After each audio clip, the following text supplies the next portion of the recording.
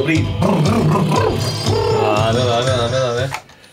Labrīt, dārgais klausītājs, ceru, ka tu jau esi pamodies. Ir 9 un gandrīz jau 1 minūte, 13. septembris 2023. gads, un tu klausies Radio Naba. Tas viss sākās 7. klasē, kad es atklāju pirmo reizi, kas ir roka mūzika. Es netīšām aizgāju uz vienu filmu, kur uzstājās grupa, kas tagad jau... Es nezinu, gandrīz 15 gadus ir mana mīļākā grupa, un tie ir tādi leģendārie smagā metāla pārstāvi no 80. Iron Maiden. Un es sapņoju, kad es varētu spēlēt bungas. Es gribu spēlēt bungas, bet kā lai to izdara? Kā? Nav veida, kā spēlēt bungas. Līdz brīdim, kad 9. klasē piegāja pie manis viens džeks, kurš tagad ir tajā studijā, un viņš saka, viņam ir grupa. Tajā grupā spēlē vēl viens džeks, kurš arī tagad ir tajā studijā. Viņi ir nopirkuši kaut kādas lētas bungas, un viņi meklē bunzinieku.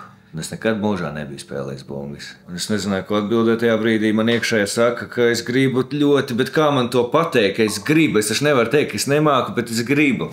Man neņēmis tajā grupā, un tas pateicu, es agrāk spēlēju, tagad tā, nespēlēju vairāk.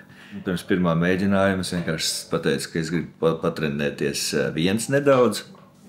Patiesībā es vienkārši stresā mēģināju saprast, kādās bungas vispār darbojās.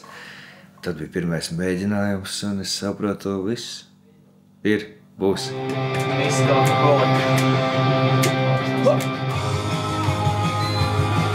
Un viss mēs varam laist tālāk uz mēģinājumu. Lager gabals. Davai, čau. Uzrakstiet, kurš to pēdējo dziesmu liek. Jā, nu, es gribētu kādreiz braukt ar moci. Bet gan jau paspēšu. Tiekamies teātrī.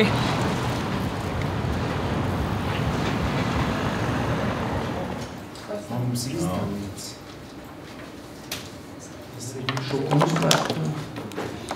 Un tad mainās tie slīdi, tie viena ainam, un šitās tad mainās tie dialogos. Es bērnībā gribēju kļūt par aktieri, bet es negribēju kļūt par aktieri tiešā nozīmē, bet es gribēju kļūt par Mr. Beanu. Es negribēju būt cilvēks, kas spēlē Mr. Beanu, bet es gribēju būt Mr. Beans. Pēc tam es tā kā laikam izaugu, vai man apnika, un es sāku skatīties ļoti daudz filmas un gribēju kļūt par kinorežisoru. Tad es domāju, bet Latvijā jau kinorežisors nemāca. Bet kas ir? Ir operatori. Un tad es sapņoju kļūt par operatoru, un mēs ar klasi braucām uz Cinevillu, un es atceros, ka tur bija kaut kāda filmas filmēšana, un skolotāji man aizveda pie operatora, un tā kā, nu, parunājies. Es apstulbu pilnībā. Un tas aktieru lieta, tā ir kaut kad vidusskolā viņa atnāca. 9. klasē viss sākās. Tad, kad es sāku bungas spēlēt, tad es iestājos arī skolas teātrī.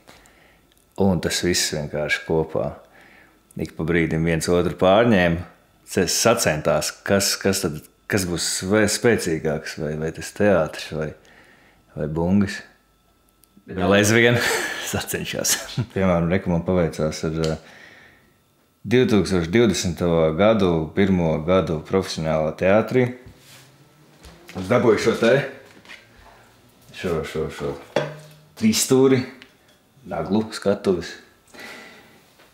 Bet, nu, varbūt kādam tas liksies zaimojoši, bet es esmu baigais plašu entuziasts. Es uzlieku plati, un es vienreiz netīšām, man bija viss piekrauts. Es domāju, kur lai liek to vāku, kur viņi ieblāst. Ātri noliku šeit. Un tad es atradu pasaulē labāko plašu vāku turētāju. Un tā savienojas manas divas mīļākās lietas. Teātris. Mūzika. Man vispār nepatīk krāmi. Man patīk, jo mazāk lietu, jo labāk. Bet šis ir mans tādu dārgo krāmiņu stūrīts. Es viņu tā varētu nosaukt. Piemēram, man ir bruģekmens no vietas, kuras mācījos zirgu pastā. To man uzdāvināja dzimšanas dienā, starp citu, pirms vairākiem gadiem. Nezinu, ko man šoreiz uzdāvinās. Cerams. Man ar vienu akmeni pietiek, ja nu kas. Bumblāvītes man katrā istabā visur, kur ir, es spēlēju nepareizi, es spēlēju atvērti, un tas laikam skaitās tas nelabais stils. Un šis vēl ir tāds ļoti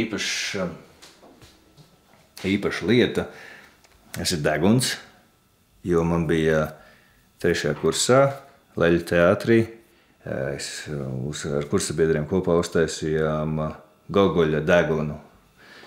Par degunu, kas aizbēg no cilvēka, un mēs izrādi nosaucām Neatkarības smarža. Jā, tā bija mana debija režijā. Man ir bijuši vēl daži darbiņi, bet tas ir tik spilgts palicis atmiņā. Tu teici, ka man ir vannas istabā liels spogulis.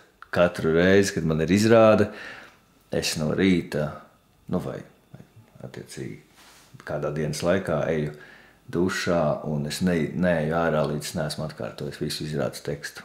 Bet es to daļu ļoti ātri un mehāniski, bet tā ir tāda mana mazā tradīcija. Šis ir mans kalendārs, pie kura es pavadu ļoti daudz laika, pie kur man dzimšanas diena ir atzīmēta.